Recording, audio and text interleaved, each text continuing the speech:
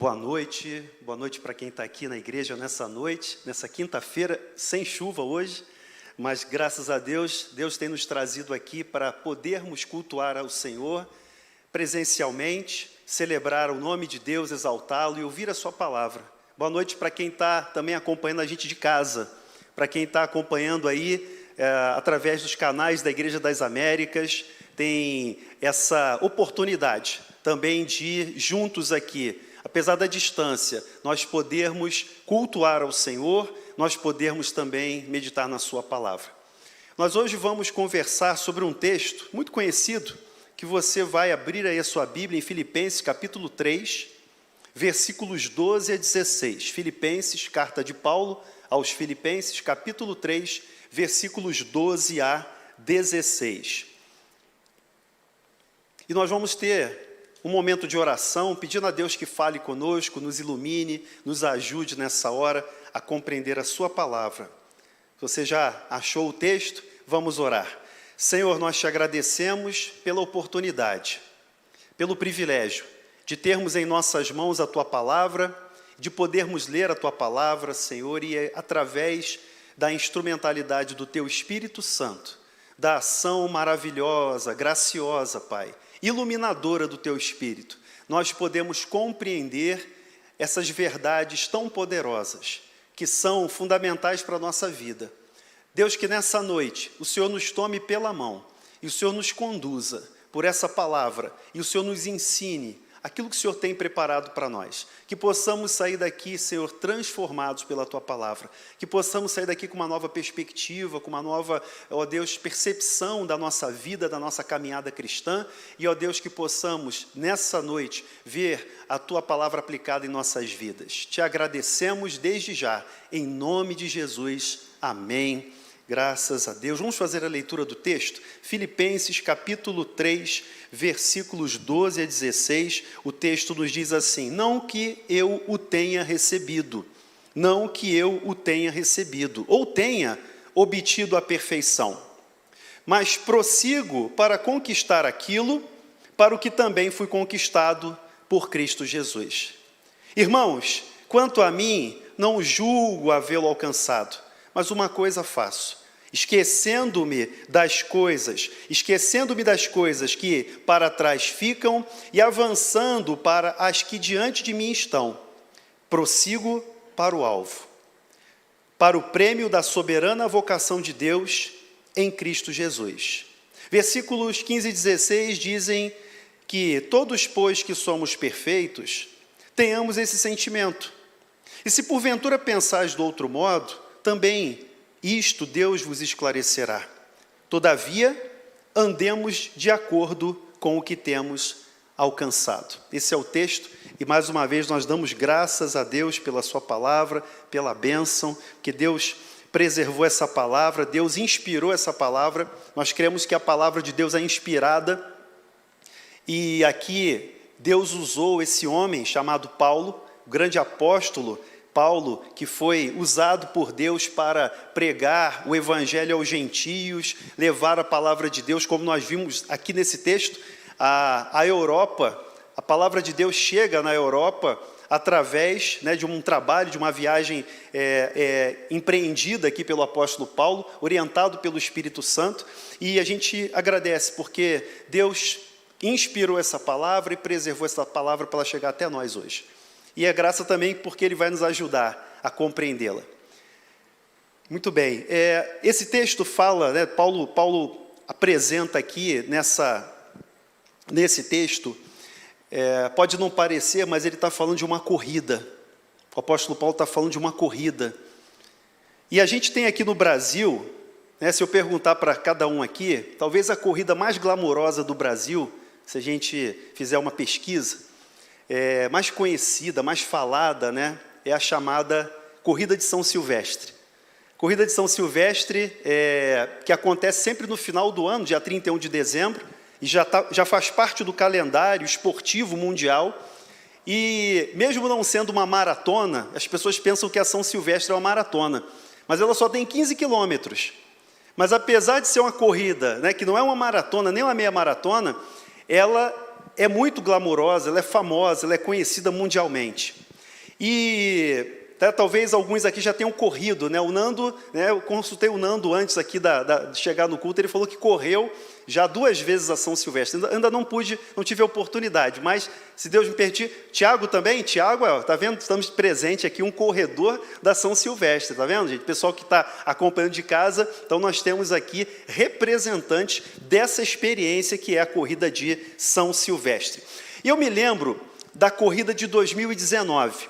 Eu acho que muitos vão se lembrar dessa São Silvestre de 2019, porque foi uma das chegadas mais emocionantes da história. Você talvez tenha assistido, eu assisti de casa, ao vivo, ali o momento da chegada.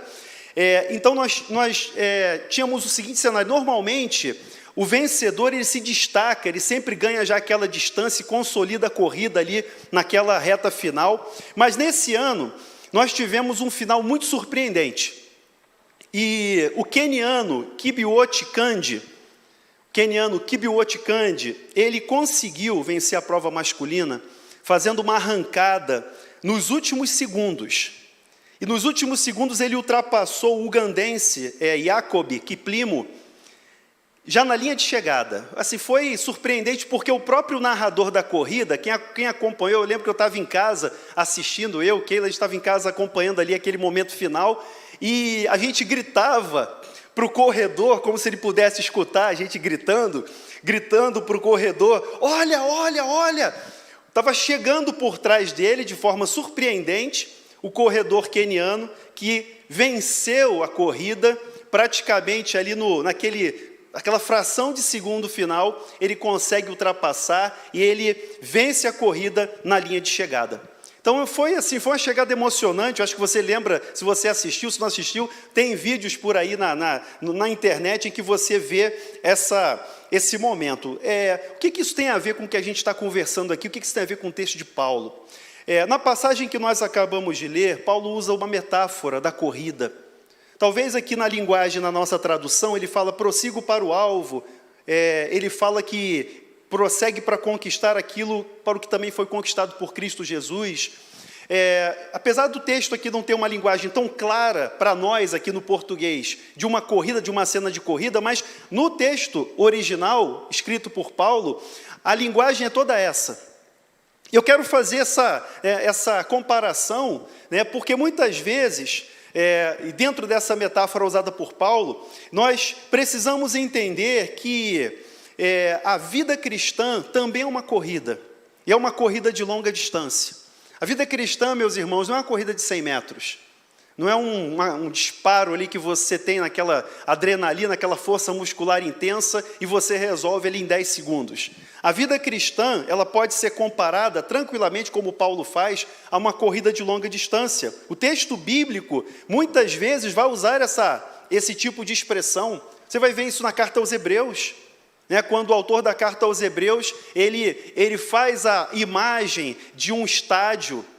Lá em Hebreus, capítulo 12, ele vai falar: corramos com perseverança a carreira que nos está proposta, olhando firmemente para Jesus, o autor e consumador da fé. Ele fala que nós temos uma nuvem de testemunhas. Eu imagino a cena, de um estádio naquele tempo lá, naquele primeiro século, aquele coliseu lotado, e alguém chegando ali numa corrida, e os atletas que corriam nos jogos nessa época, era esse cenário. Uma nuvem de testemunhas observando aquela corrida, aquele corredor, gritando por aquele corredor, avisando que o adversário está tentando passar. Então, o texto bíblico, em vários momentos, vai usar essa metáfora que Paulo usa aqui na carta aos Filipenses.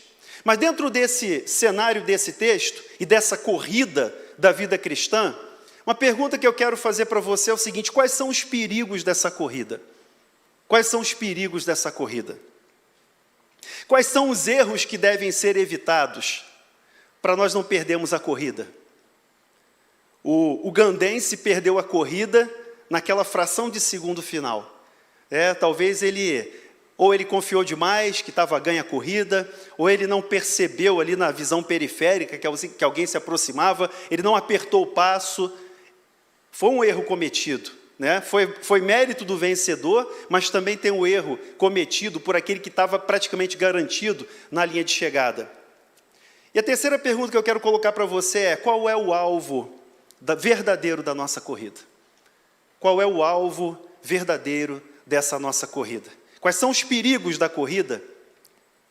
Quais erros devem ser evitados? E qual é o verdadeiro alvo da nossa corrida? Qual é o alvo da sua vida? Qual é o alvo que você persegue? Qual é o alvo que você busca? Essa carta aos Filipenses, né, fazendo a leitura da carta, estudando a carta, né, em alguns momentos eu chorava com Deus pelo texto, porque é uma das cartas mais lindas. É conhecida como a carta da alegria.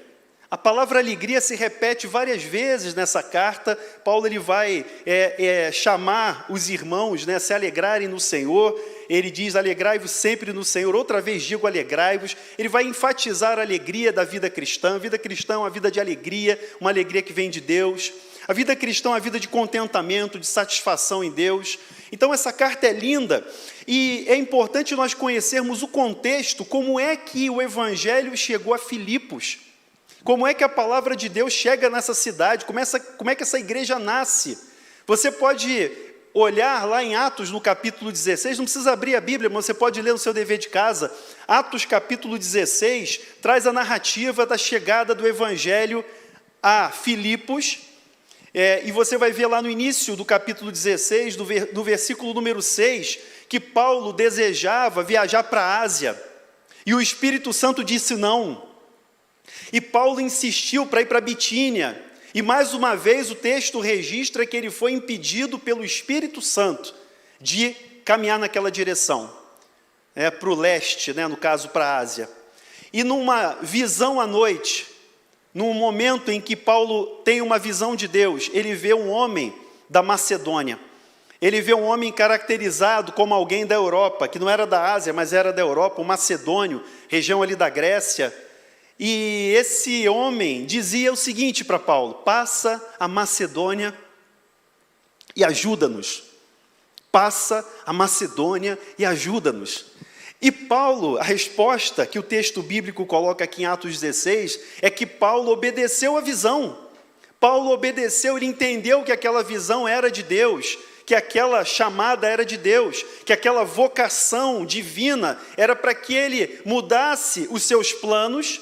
Ele fez planejamentos, ele orçou a viagem, Paulo. Fez o orçamento, apresentou lá para o presbitério como é que ia ser, fez o planejamento, apresentou tudo. E ele tinha certeza que a direção era aquela, ele e seus companheiros de viagem. Mas Deus falou: não é para lá. E aí naquela visão ele entende que o caminho era a Europa, o caminho era a Macedônia.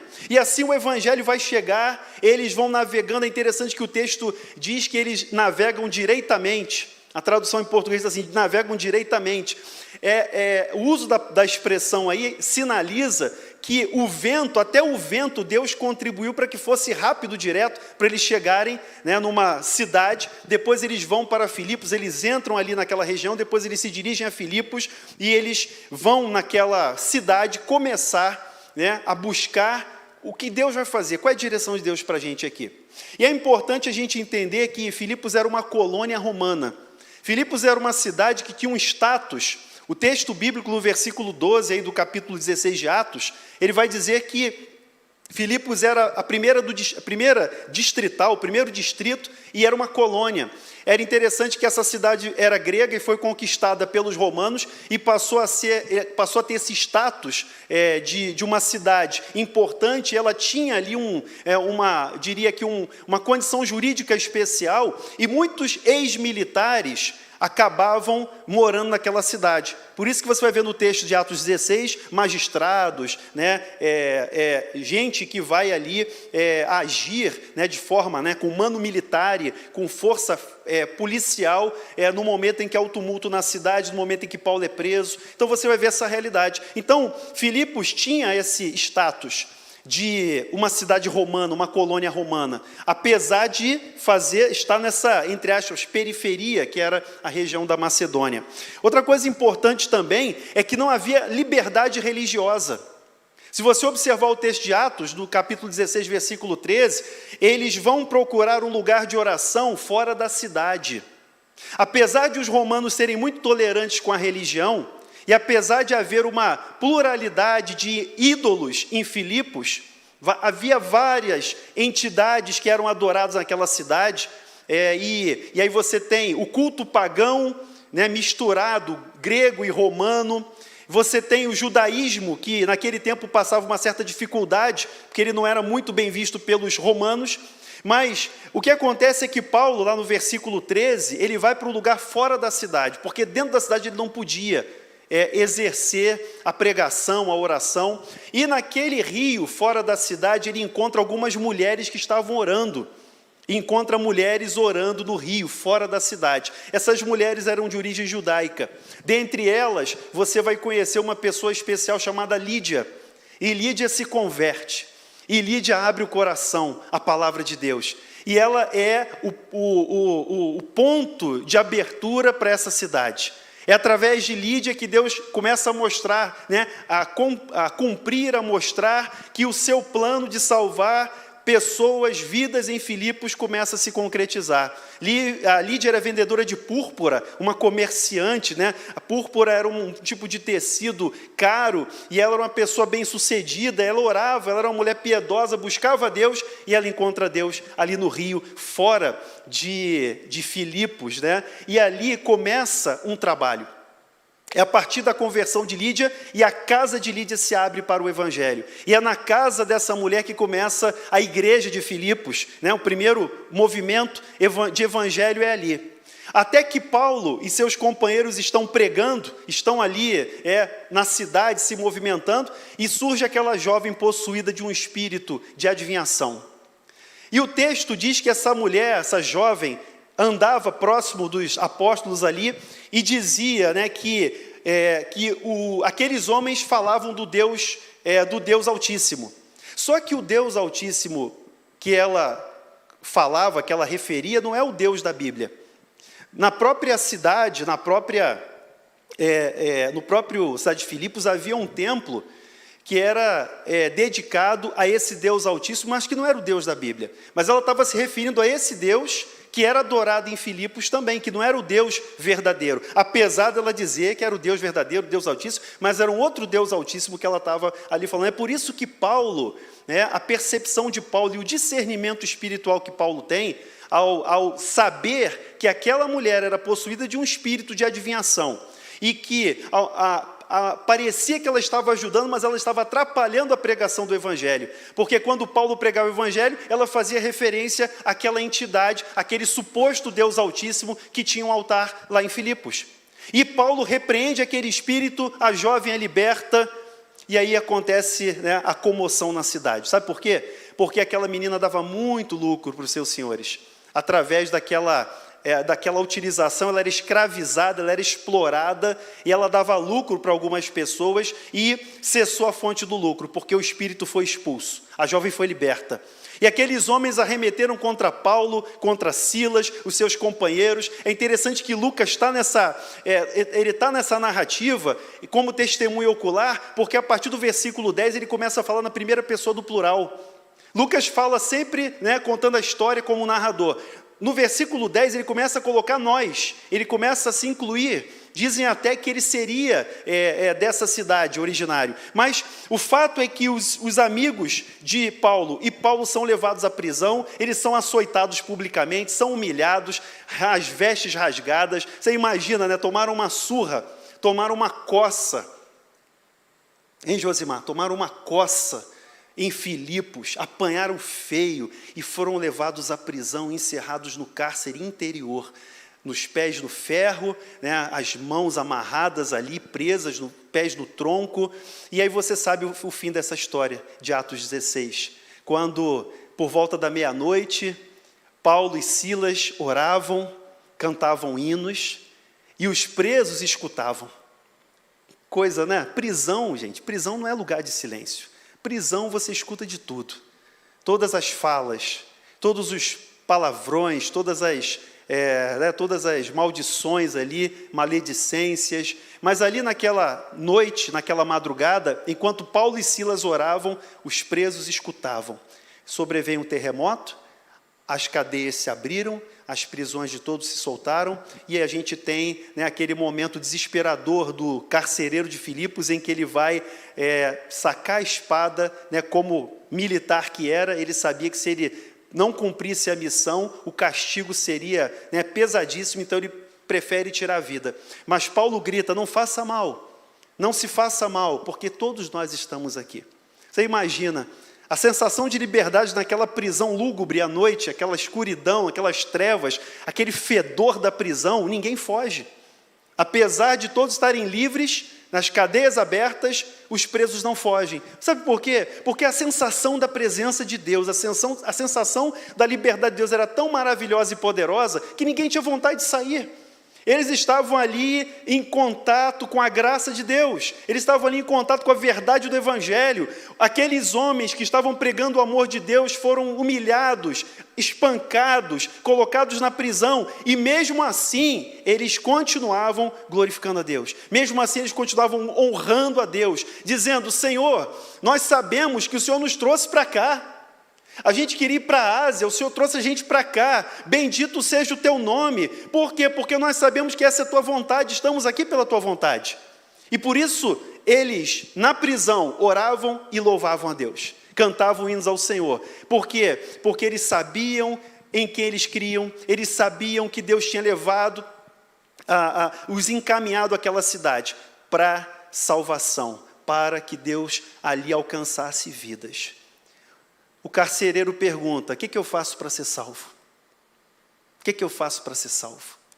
A resposta de Paulo é simples: crê no Senhor Jesus e serás salvo, tu e a tua casa.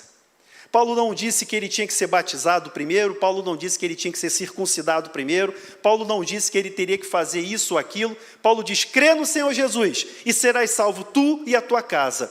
E naquela noite houve batismo naquela casa. Depois desse encontro, depois desse momento, houve batismo, toda a casa do carcereiro foi batizada. E no dia seguinte as autoridades vieram. E as autoridades vieram, pediram desculpas, reconheceram seu erro quando souberam que Paulo era cidadão romano. Gente, cidadão romano não pode ser assim, açoitado sumariamente, não pode ser colocado na prisão dessa maneira, porque o cidadão romano tinha suas prerrogativas, e aqueles homens, como membros de uma colônia romana, sabiam disso. E eles pedem desculpas. E eles falam assim: olha, saiam da cidade, mas vamos, abafa essa situação, vamos parar por aqui, desculpa o que a gente fez, porque foi um erro. E eles saem da cidade. Alguns anos depois, Paulo está novamente na prisão. Mais uns anos se passam e o grande apóstolo nessa hora está preso novamente. E ele escreve essa carta aos Filipenses, meus irmãos. A carta aos Filipenses talvez seja a primeira carta da prisão. Talvez, a gente não tem certeza, mas o indicativo é que ela seja a primeira carta da prisão. E Paulo se refere logo no início da carta como prisioneiro. Se você olhar lá no versículo 1 de Filipenses, no versículo 7, capítulo 1, versículo 7, seja nas minhas algemas. No versículo 17, as minhas cadeias. Versículo 13, as minhas cadeias. 14, as minhas algemas. Paulo não esconde essa realidade na carta. Então ele vai falar isso no versículo 7, no 13, no 14, no 17. Ele vai lembrar das algemas, ele vai lembrar, e aí você tem aqui uma lembrança histórica das algemas em Filipos e agora das algemas de Paulo, preso, como preso romano agora, esperando o seu julgamento. Então nós temos aqui, anos depois, Paulo escrevendo a sua carta à igreja de Filipos. E como eu falei no início, é uma carta marcada pela alegria, é uma carta marcada por uma assim, por uma gratidão muito grande de Paulo. Paulo é muito grato, porque, até como é lido aqui durante o momento de oferta, de consagração da nossa igreja, domingo o reverendo Davidson leu esse texto, né, que a igreja de Filipos foi a primeira a se associar com Paulo lá no início do Evangelho. Quando Paulo fala do início do Evangelho, essa referência está no capítulo 4, Paulo está falando do início do Evangelho na Europa, o início do Evangelho nessa nova frente em que o Evangelho avança, trazendo vida, trazendo libertação para o povo que andava em trevas. Então, apesar dessa alegria, dessa gratidão, a igreja de Filipos, composta por seres humanos como eu e como você, tinha alguns problemas. O leitor desavisado pode não perceber, mas essa igreja tinha alguns problemas. E Paulo escreve, né, e o foco do capítulo 3 são esses problemas enfrentados pela igreja de Filipos. A gente pode identificar 3 problemas sérios aqui, 3 ameaças, 3 questões que Paulo está enfrentando. Primeiro é a ameaça dos judeus. Se você voltar ao início do capítulo 3, Paulo vai falar sobre 3 questões aqui, 3 perigos, e ele diz assim, olha, acautelai-vos dos cães, acautelai-vos dos maus obreiros, acautelai-vos da falsa circuncisão. 3 ameaças que Paulo identifica no início do capítulo 3. Acautelai-vos dos cães, dos maus obreiros e da falsa circuncisão. Então, dentro desse contexto que Paulo escreve aos filipenses, nós temos uma dificuldade muito séria com os judeus. E, meus irmãos, por favor, não estamos aqui sustentando qualquer posição antissemitista, antissemita, não é nenhuma pregação nesse sentido, mas havia uma dificuldade com os judeus. E quando Paulo fala dos cães, Paulo está usando uma linguagem irônica, porque os judeus naquela época se referiam aos gentios como cães. Lembra da passagem da mulher que acompanha Jesus e pede para que ela seja, a filhinha dela seja liberta? Ela está muito doente, endemoniada, e aí Jesus fala assim, quem lê a passagem não entendendo a realidade, aquela mulher Ciro-fenícia, lá registrada no Evangelho, Jesus fala assim, não é lícito tirar o pão dos filhinhos e dar aos cachorrinhos. Ele fala de uma forma carinhosa, parece que é uma agressão, parece que é uma ofensa, mas Jesus está falando de uma forma carinhosa. Ele fala assim para a mulher Ciro-fenícia, não é lícito tirar o pão dos filhos e dar para os cachorrinhos. Mas a mulher responde, Senhor, mas os cachorrinhos também comem das migalhas que caem das mesas. E as crianças adoram, né, dar um pãozinho para o cachorrinho debaixo da mesa também. É mais ou menos essa ideia que ela fala, e aí Jesus fala assim, mulher, a tua filha já está curada, a tua filha já está liberta. Isso quer dizer o seguinte, o Evangelho, ele veio inicialmente para os judeus, Jesus é judeu, ele veio, nasceu como judeu, ele veio para os seus não o receberam, mas João diz que a todos quantos o receberam, deu-lhes o poder de serem feitos filhos de Deus, a saber os que creem no seu nome. O Evangelho é pregado aos gentios, e em Atos isso é um escândalo. Quando o Evangelho começa a ser pregado aos gentios, é necessário chamar um concílio, Rev. Você imagina, um concílio, reúne o concílio, por quê? Porque Deus está salvando vidas. Reúne o concílio porque Deus está salvando gentios. Olha só o motivo do concílio. E aí, aquela dificuldade, sabe por quê? Porque tendo a igreja sido originada no meio dos judeus, havia essa dificuldade, primeiro, de uma resistência, de uma perseguição por parte dos judeus, que foram naquele momento ali responsáveis pela crucificação de Jesus, apesar de a palavra estar ali com Pôncio Pilatos, mas foram eles que estavam ali conduzindo a multidão para que gritassem, crucificam. Então os judeus, nesse momento, e em Filipos eles também são um problema para a igreja. Segundo problema, são os judaizantes. Os judaizantes que vão aparecer em Atos capítulo 15, naquela discussão da salvação dos gentios, os judaizantes que vão perseguir Paulo durante toda a vida. Gente, Paulo, onde ele ia, vinha uma comitiva. Paulo ia para uma cidade, passava um tempo, chegava uma comitiva. Eram judaizantes. Eram chamados cristãos, eles se diziam cristãos, mas eram judaizantes. Enquanto que o judeu, ele buscava agradar a Deus através da lei, mas ele se reconhecia como judeu, ele não aceitava o Cristo, ele não aceitava e não reconhecia o Messias, porque era uma vergonha que o Cristo fosse crucificado, humilhado ali daquela maneira pelos romanos. O judeu não aceitava o Cristo, o Senhor Jesus, por quê? Porque ele não veio da maneira como eles esperavam. Eles não entendiam aquilo como cumprimento da promessa de Deus. Era vergonha, era escândalo. Ao mesmo tempo, alguns cristãos se tornaram judaizantes. O que esses judaizantes faziam? Eles se diziam cristãos, mas eles, para evitar a perseguição, olha a situação, para evitar a perseguição dos judeus, eles adotavam costumes judaicos. Eles adotavam observância de questões da lei. Então, eles diziam que quem se convertesse gentio tinha que ser circuncidado primeiro. Eles observavam dias, festas, eles observavam um calendário judaico dentro da igreja, os judaizantes. E esses judaizantes, eles se tornaram legalistas. É a ameaça do legalismo. O legalismo é uma praga, né? A gente fala de farisaísmo, né? Mas, na verdade, é o legalismo. O legalismo que entra na igreja e que persegue o apóstolo Paulo e que se opõe à graça de Deus. Você vai ver a luta de Paulo com legalistas lá em Gálatas, na carta aos Gálatas. Você vai ver em vários momentos no livro de Atos o verdadeiro embate, a oposição que era feita por esse grupo sectário dentro da igreja, que eram os judaizantes. Mas eles faziam isso porque eles tinham uma vantagem. Era vantajoso parecer judeu, porque, parecendo judeu, os judeus entenderiam que aquilo era uma seita judaica e não uma nova fé.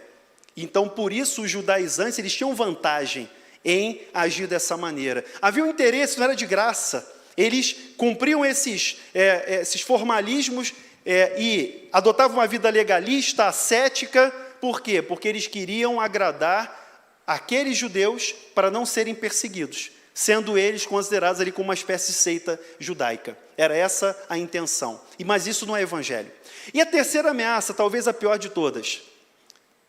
A terceira ameaça parte dos gnósticos. A terceira ameaça que os filipenses enfrentavam eram os gnósticos, né? Os gnósticos, eles... e aí você vai ver isso hoje, atualmente, se você olhar ao redor, fizer uma análise do panorama evangélico brasileiro, irmãos.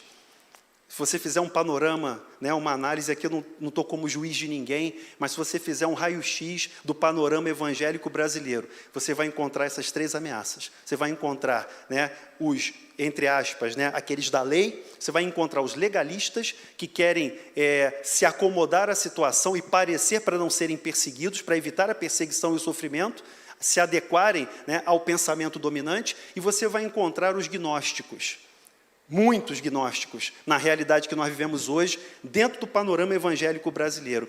Qual é a caracterização desse gnosticismo que aqui está nascendo na igreja? É um gnosticismo nascente. O gnosticismo, ele vem das religiões de mistério, né, antigas, e a proposta gnóstica é uma autoconsciência espiritual exaltada.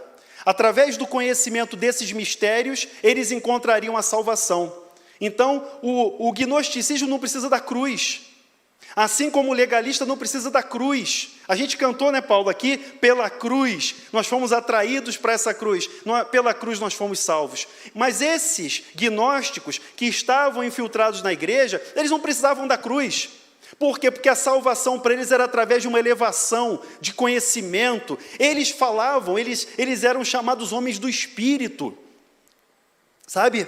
Aquela aura de espiritualidade, aquele homem do mistério, aquele homem do espírito, que fala de forma dogmática, que se coloca muitas vezes, né, alheio à palavra de Deus, mas o que ele fala não pode ser contrariado. E alguns até usam a expressão, não toqueis nos meus ungidos. Né, tirando do contexto bíblico, usam esse chavão, olha, não fala contra o ungido de Deus. Os gnósticos, eles se pautavam pelo perfeccionismo. Eles entendiam que eles eram perfeitos, porque eles alcançaram esse grau de conhecimento, de elevação espiritual, que eles eram perfeitos. Então, eles sustentavam o perfeccionismo. Vai vendo. Eles adotavam essa ideia de perfeccionismo. Para eles, havia uma confusão escatológica na cabeça dos gnósticos, isso perturbava a igreja, porque eles diziam que Jesus já tinha voltado. Eles já tinham ressuscitado, eles já eram ressuscitados, então eles não tinham mais pecado.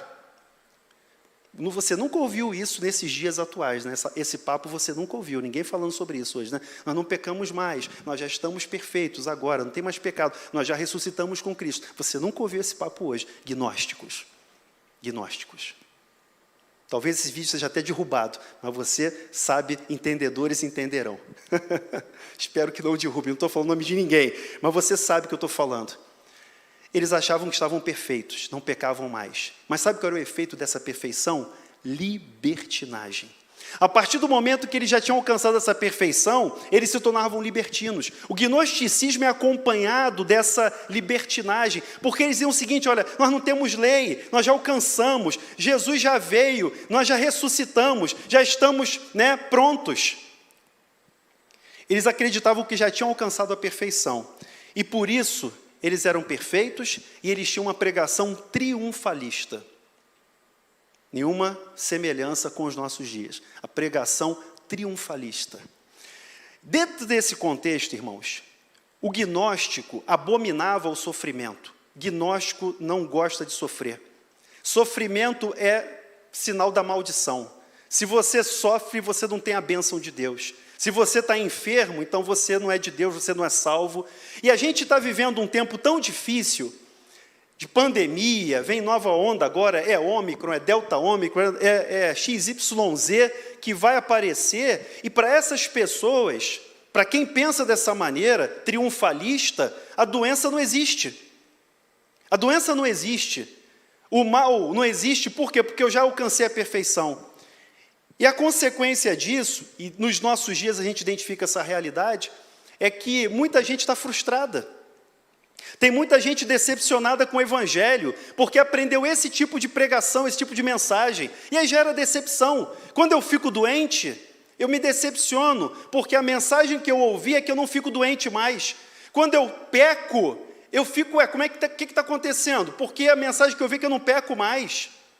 Então, irmãos, Paulo escreve, e aí você vai entender por que ele fala que ele prossegue para o alvo. Finalmente, prossigo para o alvo, é o tema da nossa mensagem nessa noite. Prossigo para o alvo. A gente poderia tirar o texto do contexto, e a gente poderia aqui fazer uma pregação de coach, a gente poderia aqui fazer uma autoajuda, prossigo para o alvo, defina o seu foco, as suas metas, coloque ali, faça a sua planilha, esforça-te, faz lá, você vai conseguir, vamos lá, pregação triunfalista, prossigo para o alvo. Mas Paulo está falando de uma corrida cercada de riscos.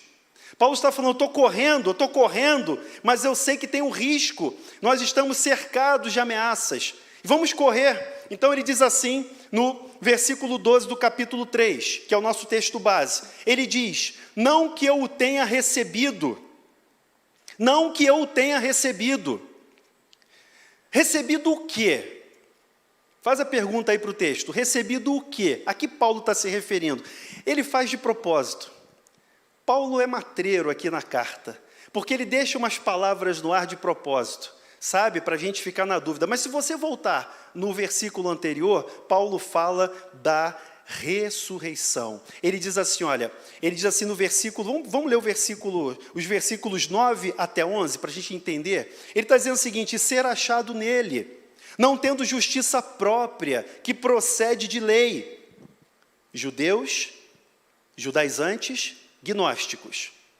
E ele diz, e ser achado nele, não tendo justiça própria que procede de lei, senão a que é mediante a fé em Cristo. A justiça que procede de Deus baseada na fé.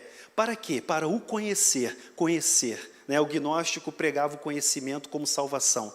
Paulo está dizendo, o que eu tenho que conhecer é Cristo. E para o conhecer, e o poder da sua ressurreição, e a comunhão dos seus sofrimentos. Aí não. Porque para o discurso gnóstico, ressurreição e sofrimento eram incompatíveis. Paulo está respondendo para eles. Paulo está dizendo que o meu objetivo é conhecer o Senhor, é o poder da sua ressurreição. E nesse contexto, a comunhão dos seus sofrimentos, conformando-me com Ele na sua morte. Irmãos, evangelho é cruz. Cadê a cruz? Evangelho é cruz. Evangelho é morte do ego. Evangelho é o fim do eu. Paulo vai escrever aos Gálatas, e já estou crucificado com Cristo, vivo não mais eu, mas Cristo vive em mim. E o viver que eu vivo agora, eu vivo na fé do Filho de Deus, que me amou e se entregou por mim. Então, quando Paulo fala dessa mortificação, quando ele fala de identificar-se, conformar-se com ele na sua morte, ele está dizendo o seguinte: eu morri para o pecado, eu morri para o ego, eu morri para aquelas velhas coisas que ficam para trás, eu morri para o passado, eu morri para a velha criatura. E de versículo 11 ele diz, para de algum modo alcançar a ressurreição dentre os mortos. Não é um Paulo que está na dúvida. Será que eu vou conseguir alcançar? Não é um Paulo na dúvida. Ele está dizendo o seguinte: olha, eu quero ser achado em Cristo. Eu quero ser achado nele, eu quero conhecê-lo. Eu quero me identificar na sua morte, na sua ressurreição. É isso que eu quero, para de algum modo alcançar a ressurreição dentre os mortos. Aí Paulo diz, não que eu a tenha alcançado, não que eu a tenha recebido. É a primeira parte do versículo 12. Não que eu já tenha recebido. Se você fizer a pergunta para o texto, a resposta é, o que você não recebeu ainda, Paulo? A ressurreição. Eu não estou glorificado ainda. O Senhor vem, a gente aguarda a segunda vinda do Senhor, a gente aguarda a parousia, mas Ele não veio ainda. Ele veio? Alguns dizem que Ele já veio. Para alguns Ele já veio, para os gnósticos Ele já veio. E você vai encontrar muita gente dizendo aí, não, Jesus já veio, ninguém percebeu, e a gente já está glorificado, e a vida é isso aqui mesmo. A vida eterna é isso aqui mesmo. Portanto, vamos conquistar, vamos ganhar, vamos em frente, prossigo para o alvo. É a distorção da palavra de Paulo aos Filipenses. Mas ele continua dizendo, não que eu tenha alcançado. Irmãos, eu não alcancei ainda a ressurreição, porque Jesus ainda não veio. Isso era um problema, se você olhar a carta aos Tessalonicenses, isso era problema, porque os gnósticos estavam lá infiltrados. Você vai ver 1 Coríntios capítulo 15, as pessoas negando a ressurreição e desencorajando os cristãos de crerem. E aí Paulo fala assim, se Cristo não ressuscitou, é vã a nossa fé, estamos perdendo tempo aqui, comamos e bebamos que amanhã morreremos. É isso que ele diz aos Coríntios, no capítulo 15, na primeira carta. Mas Paulo prossegue dizendo o seguinte, não que eu tenha recebido ou que tenha obtido a perfeição. Obtido a perfeição. Meus irmãos, primeiro ponto aqui, do que o texto também ensina para a gente, eu quero destacar, é que não existe perfeição nessa vida. Aliás, domingo, eu ouvi alguém dizer isso aqui no púlpito. Está sentado aqui da minha frente. Eu ouvi alguém dizendo, o Rev Davidson falou isso domingo aqui. Meus irmãos, 50%, 90%, 99%, pode. Mas, irmãos, guardem uma coisa, nós não vamos alcançar a perfeição nessa vida, mas isso é alvo. Prossigo para o alvo. Eu não alcancei a perfeição, Paulo está dizendo. Eu não vou concordar com os gnósticos, porque eu não alcancei a perfeição. Mas prossigo para conquistar. Então, primeiro ponto é que não existe perfeição nessa vida, mas é alvo da nossa vida buscá-la. É alvo da nossa vida buscar a Deus por isso. Não é para desencorajar e dizer, vamos viver de qualquer maneira porque não tem perfeição mesmo. Não! É o contrário do discurso triunfalista dos gnósticos. Quando eles diziam, eu já sou perfeito, não preciso de mais nada, eu já aprendi tudo, eu já sei tudo, eu não preciso mais ouvir a palavra, não preciso mais ler a Bíblia, não preciso orar mais, eu já tenho tudo, eu não peco mais. Conversa de gnóstico.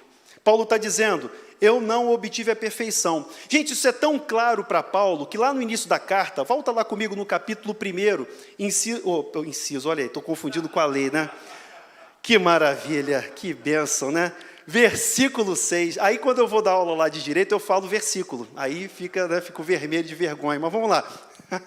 Filipenses 1,6, irmãos, vamos lá.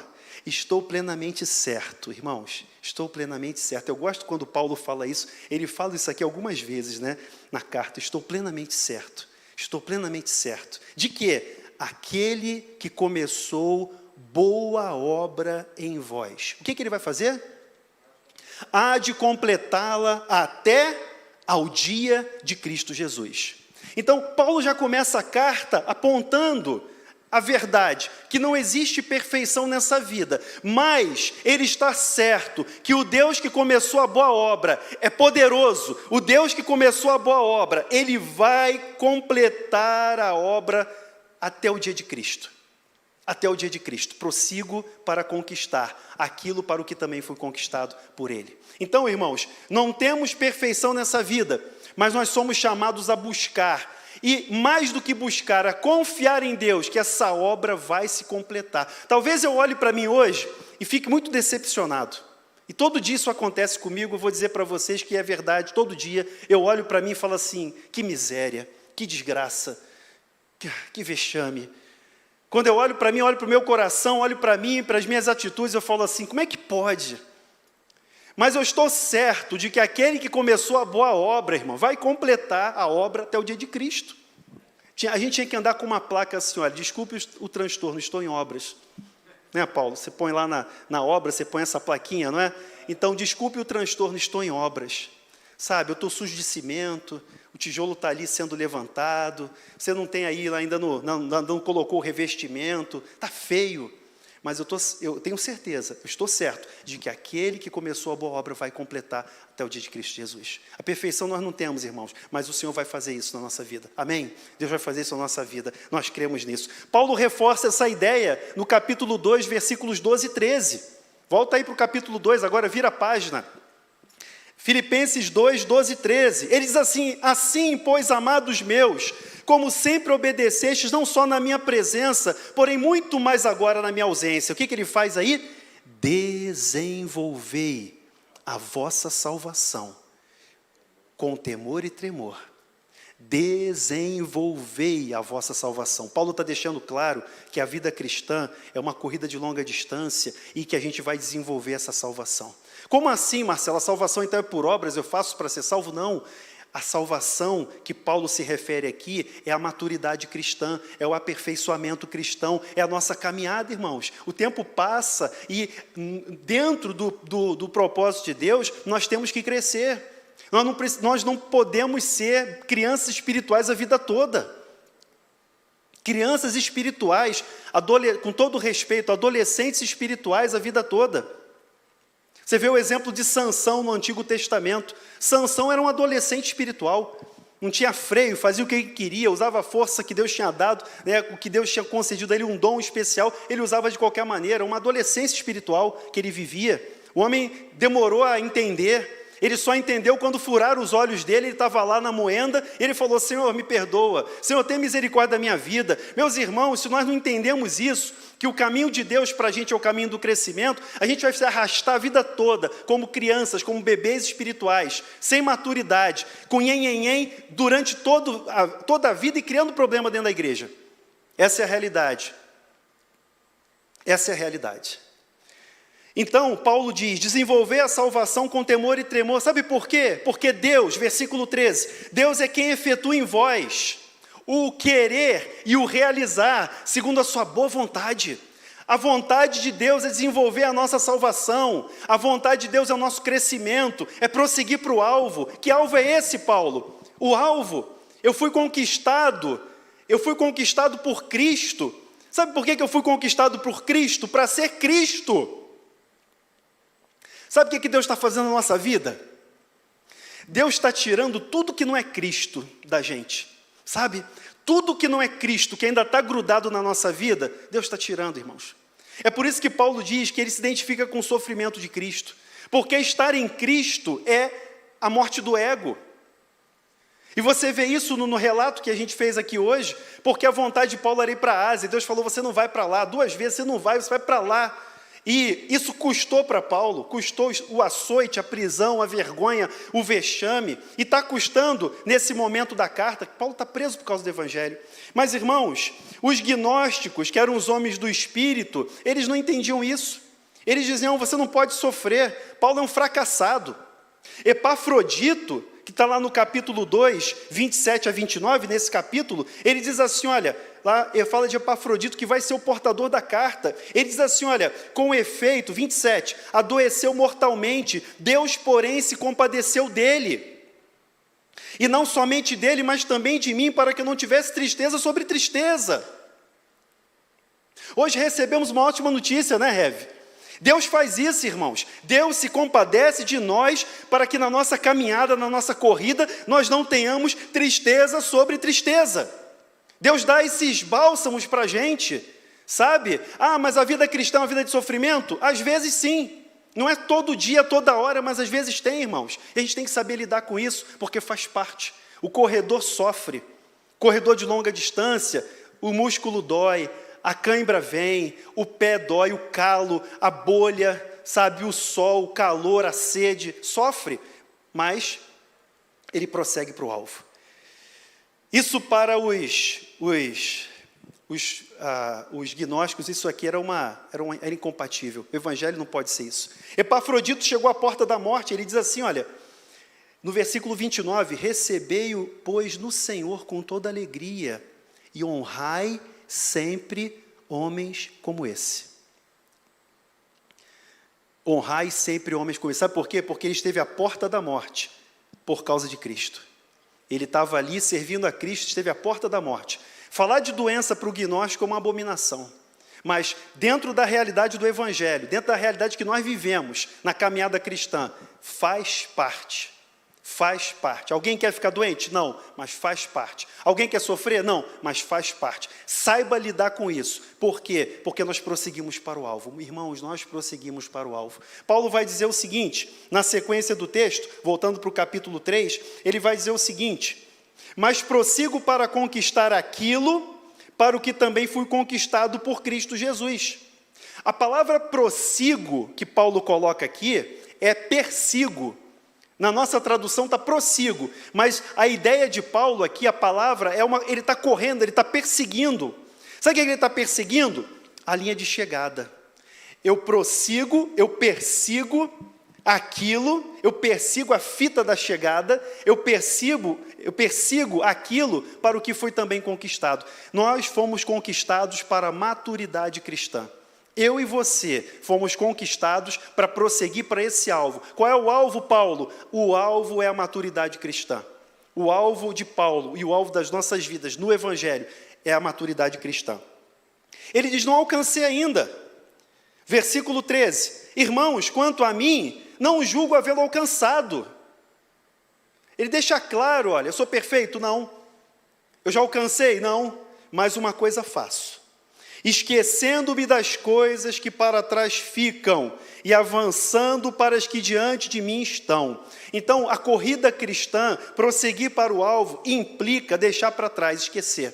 O que Paulo esqueceu? Ele vai contar o que ele esqueceu no início do capítulo 3. Que ele vai dizer o seguinte, olha, porque se eu tenho que me gloriar de alguma coisa, eu podia confiar na carne, versículo 4. Se qualquer outro pensa que pode confiar na carne, eu muito mais, circuncidado ao 8º dia, respondendo aos judeus, circuncidado ao 8º dia, e também aos judaizantes, que mandavam circuncidar. Ele diz que, da linhagem de Israel, da tribo de Benjamim, hebreu de hebreus, quanto à lei fariseu, falando para os legalistas, quanto à lei fariseu, impecável. E ele diz assim, quanto ao zelo, perseguidor da igreja.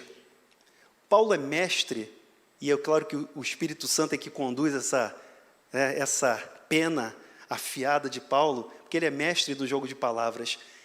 Persigo o alvo, quanto ao zelo, perseguidor da igreja. Ele está dizendo o seguinte, antigamente eu corria atrás da igreja.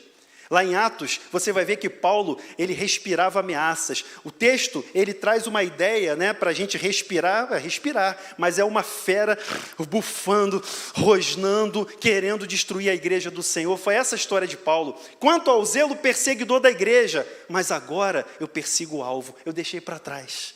Isso está para trás, esquecendo-me das coisas que para trás ficam. Paulo vai dizer o seguinte, né, o que para mim era lucro, viu, judaizantes? O que era lucro para mim, eu considerei como perda por causa de Cristo.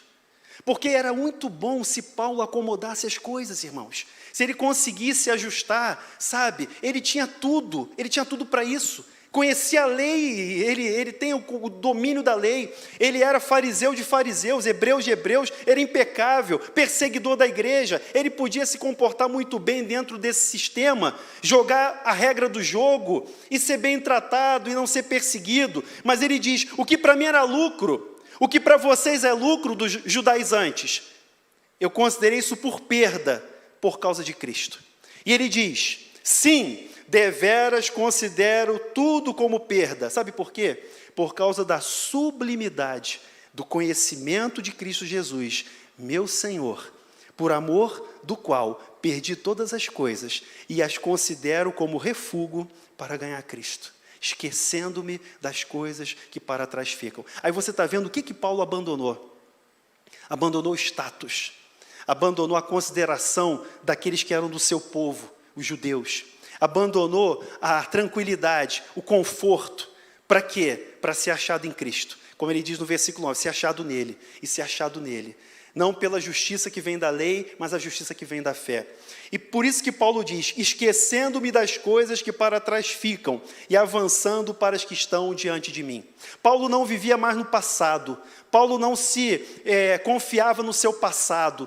Paulo não se martirizava pelo seu passado, porque ele foi perseguidor da igreja. Mas isso para Paulo não era mais um peso, porque em Cristo ele encontrou o perdão, porque em Cristo ele encontrou a libertação, a salvação. Então, para isso não afligia Paulo. Peso na consciência não tinha, porque ele era redimido, resgatado por Jesus. Segundo ponto, meus irmãos. Segundo ponto. Paulo diz assim, olha, prossigo para o alvo, versículo 14, né? Ele diz, avançando para as que diante de mim estão, prossigo para o alvo, para o prêmio da soberana vocação de Deus em Cristo Jesus. Que texto maravilhoso. O que a gente aprende com esse texto? Paulo está falando o seguinte, olha, eu prossigo para o alvo, prossigo para o prêmio. A soberana vocação. Quando o atleta ganhava a corrida naquele tempo, você imagina o atleta chegando aqui, ganhador, Paulo ganhou a corrida, ele está vindo aqui, o soberano chamava ele.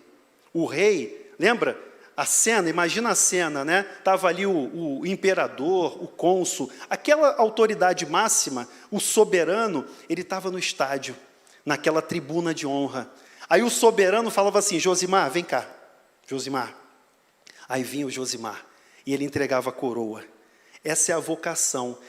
Paulo está fazendo mais uma vez aqui uma metáfora, ele está falando assim como o atleta, ele é chamado pelo soberano para receber a coroa, eu prossigo para o alvo, pelo prêmio da soberana vocação de Deus. Irmãos, um dia nós vamos ouvir a voz de Deus falando, vem, meu filho amado, vinde benditos do meu Pai, entre na posse do reino, entre, está na hora, chegada a hora, é chegada as bodas do Cordeiro, e você vai ouvir essa voz, a vocação, o chamado, é essa a palavra que Paulo está explicando para os filipenses, ele está dizendo, o meu alvo é esse, irmãos, é um dia ouvir a voz do soberano, quando ele vai dizer assim, Paulo, toma a coroa. Que coroa é essa? A coroa da vida, a coroa de glória, a coroa da justiça, a coroa que o Senhor tem preparado para aqueles que o amam.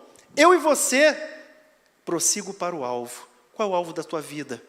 Qual é o objetivo da tua vida? O que você está perseguindo aqui, nesse momento, nessa vida?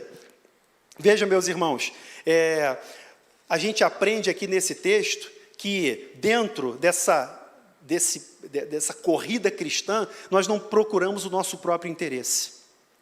E essa também é uma chamada que Paulo faz à igreja de Filipos. Qual o seu alvo? Prossegue para que alvo? O alvo que nós prosseguimos ou perseguimos é não buscar o nosso próprio interesse. O texto vai mostrar isso a partir do versículo 14 que nós lemos, prossigo para o alvo, para o prêmio da soberana vocação de Deus em Cristo Jesus. Ele diz no versículo 15, todos, pois, que somos perfeitos, tenhamos esse sentimento. Todos, pois, que somos perfeitos, tenhamos o sentimento. Paulo é irônico, porque ele está falando da perfeição, e agora ele usa a expressão, a mesma palavra, perfeitos. Então, mas só que a perfeição, na visão de Paulo, é maturidade, não é a perfeição, a ausência de pecado. E está dizendo o seguinte, irmãos, todos nós que somos perfeitos, que somos maduros, tenhamos esse sentimento. Paulo, que sentimento é esse? É o sentimento que Paulo explica lá no capítulo 2, quando ele diz assim, irmãos, tende em vós o mesmo sentimento que houve também em Cristo Jesus. Qual é o sentimento de Cristo Jesus? Ele, sendo Deus, não teve por usurpação ser igual a Deus, mas se esvaziou a si mesmo, assumindo a forma de servo, figura humana, identificado em figura humana, foi obediente até a morte e morte de cruz. Lá no final ele diz, pelo que Deus também o exaltou soberanamente. Ele deu o nome, acima de todo nome, para que ao nome de Jesus se dobre todo o joelho, no céu, na terra e debaixo da terra, e toda língua confesse que Jesus Cristo é o Senhor, para a glória de Deus Pai. Irmãos, nós prosseguimos para o alvo. Qual é o nosso alvo? Servir a Deus. O nosso alvo é o serviço a Deus sem o nosso interesse. Servir a Deus não para arrumar, a nossa vida. Servir a Deus com alegria, como diz o salmista no Salmo 100, versículo 2. Servir ao Senhor com alegria. A igreja de Filipos tinha dificuldade. No capítulo 4 ele vai falar de Síntique e Evódia. Ele fala assim, olha, rogo a Síntique e Evódia que pensem concordemente no Senhor. 4:2. Rogo a Evódia e rogo a Síntique que pensem concordemente no Senhor. Eram irmãs importantes. As mulheres eram importantes naquela igreja. A igreja começou na casa de Lídia. As mulheres eram importantes na igreja, mas essas duas líderes estavam se bicando na casa de Deus. Rogo a Síntique e rogo a Evódia que pensem concordemente no Senhor, que tenham o mesmo sentimento de Cristo Jesus. Meus irmãos, na casa de Deus, no serviço de Deus, essa perfeição que Paulo nos chama para nós buscarmos, esse alvo a ser perseguido, é nós servirmos a Deus sem que haja em nós um sentimento de achar que nós somos melhores, sem achar que o meu trabalho é mais importante, o que eu faço é mais importante, eu sou mais importante. O mesmo sentimento que houve em Cristo Jesus é o nosso alvo. O mesmo sentimento que houve em Cristo Jesus é o nosso alvo. É servir a Deus com alegria, e não buscar um interesse pessoal, é agradar a Deus, é obedecer a Deus. E por fim, o terceiro ponto, o terceiro e último ponto do alvo, é obedecer à vontade de Deus. Terceiro e último ponto, que a gente aprende nessa passagem, o versículo 15b e o 16 vai dizer o seguinte: e se porventura pensais de outro modo, também isto Deus vos esclarecerá. Todavia, andemos de acordo com o que já alcançamos. Andemos de acordo com o que já alcançamos. Irmãos, o alvo da corrida cristã é a obediência à vontade de Deus. É a obediência à vontade de Deus. A palavra de Deus fala de obediência. Somos salvos pela graça, somos salvos para obedecer. Somos salvos para servir, mas servir em obediência a Deus. Nessa época havia uma tensão, e hoje nós passamos por essa tensão, é a tensão entre o já e o ainda não. Você deve ter ouvido falar essa expressão, O já e o ainda não. Eu já sou salvo, nós já somos de Deus, nós já somos salvos, mas ainda não chegamos lá. João vai dizer isso, já somos filhos de Deus, mas ainda não somos o que vamos ser, ainda não chegamos lá. E, irmãos, nesse alvo de obediência, a gente vai saber lidar com essa tensão, porque já somos filhos de Deus, mas ainda não chegamos na glorificação, Jesus ainda não voltou, nós não fomos ressuscitados ainda. Então, essa tensão, ela se resolve na obediência. Paulo está dizendo, andemos de acordo com o que já alcançamos.